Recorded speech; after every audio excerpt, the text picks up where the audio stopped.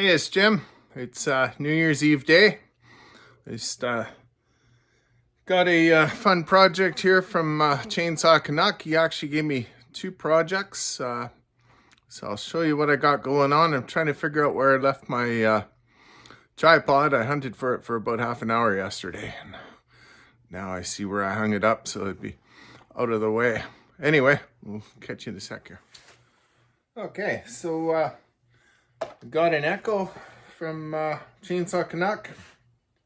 Once that one ported up, so just setting it up to do time and numbers.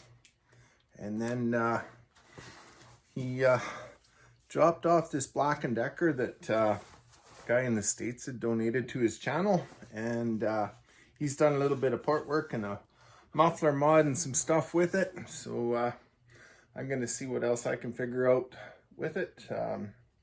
Really interesting little saws, and especially for the price. Down there, they're right around $100. Up here, we get ripped off with everything, so Justin can maintain his hairdo. But anyway, yeah, so that's going to be a fun one. We'll go into more detail on that when I tackle it. And yeah, New Year's Eve day, so Happy New Year to you, and hope all of us have a great year coming up. It was pretty taxing for me this past year, so hope 2024 is better to all of us. Okay, we'll catch you in a minute. I just brought this in a little closer here too. So like I said, it's a 440. Whoops.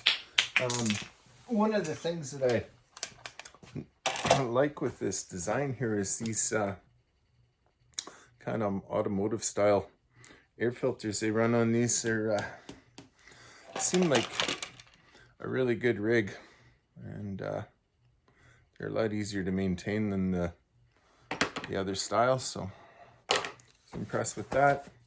Haven't really messed with these ones before, so we'll see what we can figure out. But yeah, pretty solid saw. One of the things I noticed with this, it looks like the muffler's all stock. Looks pretty easy to do a mod there. We'll find out how plugged up this can is. It sounds pretty heavy. It's probably got some stuff inside it. Okay, so just pulled the muffler and deflector and screen and stuff off here. It's pretty plugged up. We'll go through that in a bit more detail when we get there. Just taking the carb out of it. Looks like somebody might have been fighting a bit of an air leak here. Looks like some kind of an adhesive sealer has been applied in there, so keep an eye on that. Okay, so just setting up our timing wheel here. Top dead center. And I have a little brass insert here that I use. We just want to make sure that we're getting the same reading both sides. There's lots of guys that do instructional videos on setting these up, but this is how I like to do it. Bar mounted in the vise, the wire through the bar nuts, and some washers there. Everything's solid, and yeah, kind of out of the way too, so but either way, 0 is still 0, and we're good to go. So we'll start figuring out some timing numbers here in a sec. Okay, so just check the timing numbers here. I find that headlamp or flashlight, ray of light method works really good for me.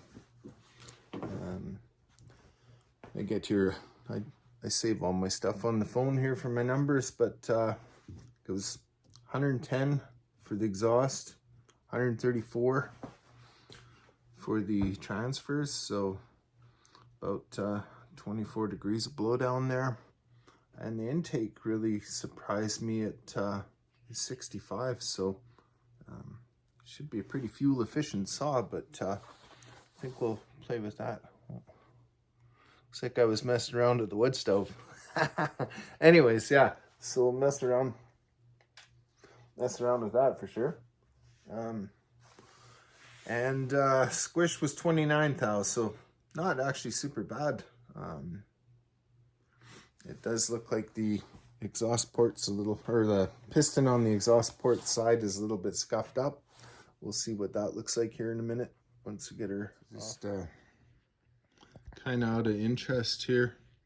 It's a different setup here for head bolts or cylinder bolts. Just thought that was worth showing you.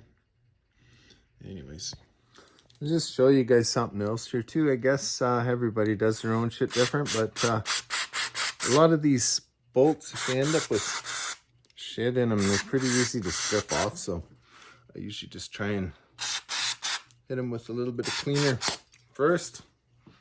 And when you're doing that, that shit, if it ends up in your eyes, man, that burns. So anyways, we'll get them out. Then I just go around the heads with a pick or something just to try and get the debris out of it. Like I said, it's way better if you can avoid stripping them out versus having to try and get them out after the head strip. So.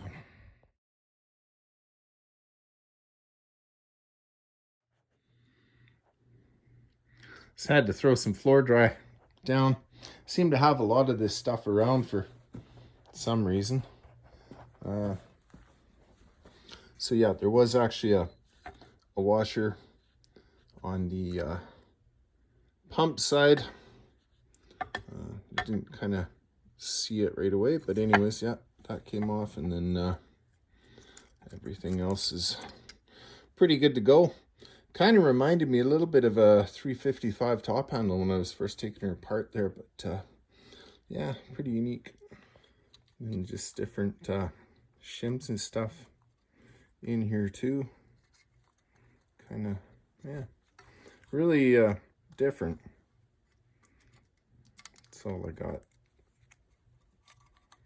Give her a bath. I just threw an arrow on the bottom cap, so I try and keep it oriented with the exhaust.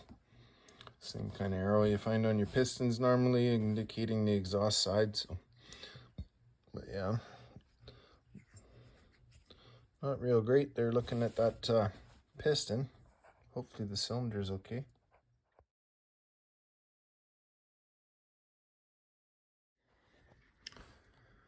Okay, so we got the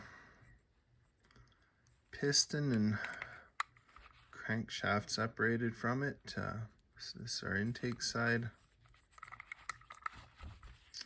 And unfortunately, this is our exhaust side. The cylinder,